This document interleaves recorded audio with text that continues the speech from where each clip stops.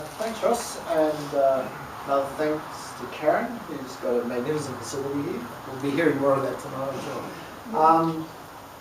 It's, I guess, quite a privilege to be able to share our story, because one of the things I know about business is that people are in business for a range of reasons. One of the reasons you're in business is that you actually want to do something in the world of substance, and you'd like to get paid well for doing that. There's a whole bunch of reasons for that. In my case, I run a business called Successful Endeavours. So I'm going to start by telling you what we do, then we'll talk a little bit about why and the journey that we went on. So where we come in is that people have bright ideas all the time. Now, we can't help every bright idea, but the normal thing that happens in a technical product is that they may not have the science skills, or the engineering skills, or the technology knowledge, or the electronics capability to actually create the product. So what Successful Endeavours does is that it actually provides them with effectively their R&D team to create a brand new product from scratch. There are some examples on the table, so I thought we can pass that one around. The product that's being passed around is a data logger that tells you whether your pipes or tanks are rusting, and therefore that you need to do something to them, or before you have a natural disaster. That product won 2 national awards. Our client is another small business. They had a fantastic idea for a product, but they couldn't deliver it. The other examples are here I won't pass around because they're a bit chunky. So where we come in is that the question they've got is, having got this great idea, what do they do next?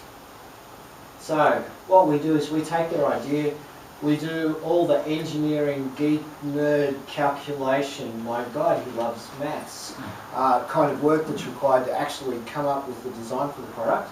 We come up with all the physical design for the product, for how the circuit board actually comes together, and we act as their R&D team. We're basically electronics engineers. We create new products. We write the software that runs on the product, not the stuff out there or that runs on your Windows PC, though we do a bit of that.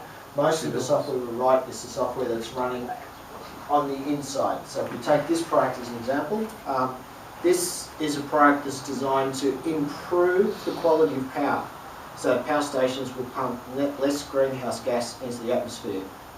And the way that it does it is by putting capacitors back into the electrical network to make up for all the machinery running in factories, so that we actually get better power. Inside this product there are actually 2 separate computers. These are really tiny computers. And computers are really dumb. The only reason they do anything at all intelligent is because people actually write code for them, because the computers themselves aren't up for much. So the software we write runs on the inside of those. We focus on Australian manufacturers. My passion is manufacturing. Manufacturing creates raw value. Unlike businesses where you sell intangibles for strange prices, or where you are just encouraging people to buy more, manufacturing creates fundamental value, and it also creates more jobs than any other industry. We can supply finished products, but we never do it for a product we didn't design. So some of our clients also require us to help them get the logistics together to be in manufacture, but we only ever do that to products that we've designed. We don't go out and sell contract electronics manufacturing services as a primary offering. Why? 29% of all Australian jobs depend on manufacturing. Most people don't understand that figure, but that's actually, the current Australian economy is basically 1 in 3 jobs is dependent on local manufacture for its existence. Those statistics have been confirmed by the Australian Bureau of Statistics, and Gore and Roos has also done an analysis of the economy. If you're really keen to know, you can grab a business card off here and check out our blog, because I've actually outlined that. So between the jobs which are directly in manufacturing and the jobs that come because manufacturing jobs exist, that's the percentage of the Australian job market that comes out of manufacturing. Ray, what was that figure 20 years ago? 20 years ago, that was over 50%. Yeah. So it's on the decline. It's a serious problem. The knowledge economy we talk about, you can't have it without manufacturing, because manufacturing is actually what drives primary innovation. You can have innovation in a lot of different ways, business service innovation, but if you want to drive fundamental new knowledge creation and fundamental new innovation, manufacturing is what tends to drive that. I'm an engineer. I became an engineer because I like making things work. It's my training, but it's also my passion. I love doing it. I love going to work. I'm one of those people who has a great career. It creates real value. It's the best way to grow the economy. You create jobs faster in this industry than in any other industry. Because for every one job you create in manufacturing, you create another 2.5 in the support industries that go around it. And most manufacturers in Australia are small businesses. So this is a factor tonight. In fact, there are home-based businesses that are manufacturers in Melbourne because we've had 50 years of federal government policy making us an uncompetitive economy as far as manufacturing goes. So, I decided that I was going to try and do something about this. So, just on 15 years ago, we set up Successful Endeavours. I left my high-paying corporate job with the view to help small manufacturers. I worked for a large company called Invitec, and Invitec is Australia's largest private sector R&D consultancy. They employ 200 engineers, fantastic place to work, only the multinationals can afford them.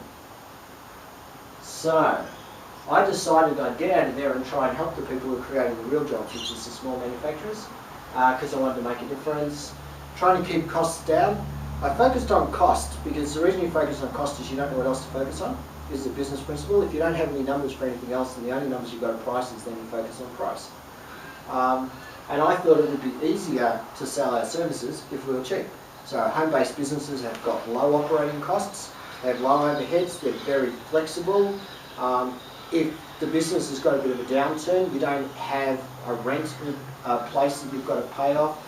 Your power bills go up and down based on this. So there's a lot of flexibility in a home-based business. We did a lot of small projects. We also had fairly modest profit. I had what they would euphemistically call a job with tax benefits. It's actually not easy then to use contractors or to grow because we also don't want people in our home. So that's something you have to decide as a home-based business. Will you stay small? Will you grow? Do you want other people in your home or not? Or are you always going to meet them at Gloria Jean's or whatever it is you do? Particularly an issue for women working from home. And of course you never leave work. And as a small business, you're not making a big enough difference. I wanted to make a bigger difference than that. So part of my frustration came out of that.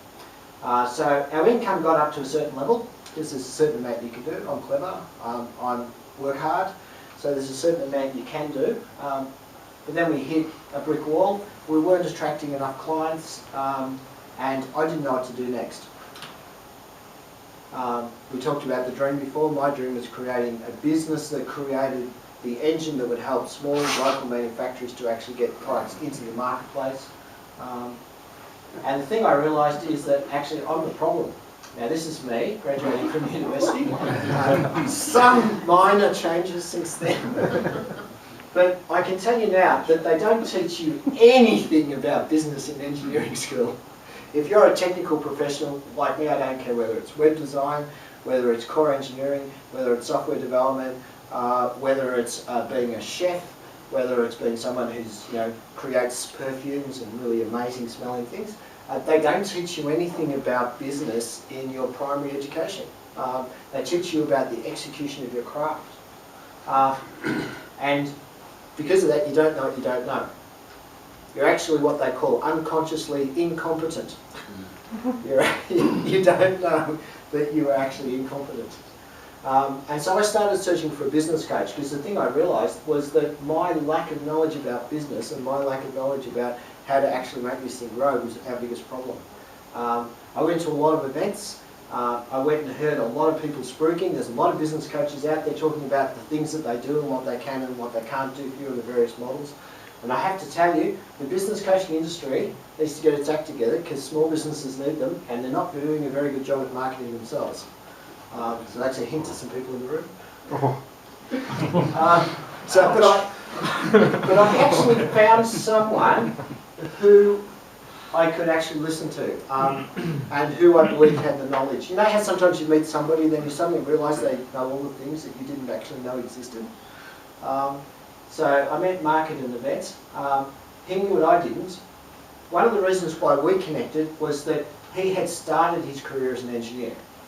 So we had some common ground. One of the things is affinity as well. If you're going to have a business coach, you need someone you can get along with. You can have a real conversation with. someone I could learn from. He's definitely not cheap. I don't think any business coaching services fall into that category anyway, nor should they probably, because if they're going to deliver the kind of value they promise, then they should actually charge what that's worth. But it was affordable for our business, at least that's what we thought at the time. And I started learning in August 2008. So in 2008 I finally found somebody that I thought could help me.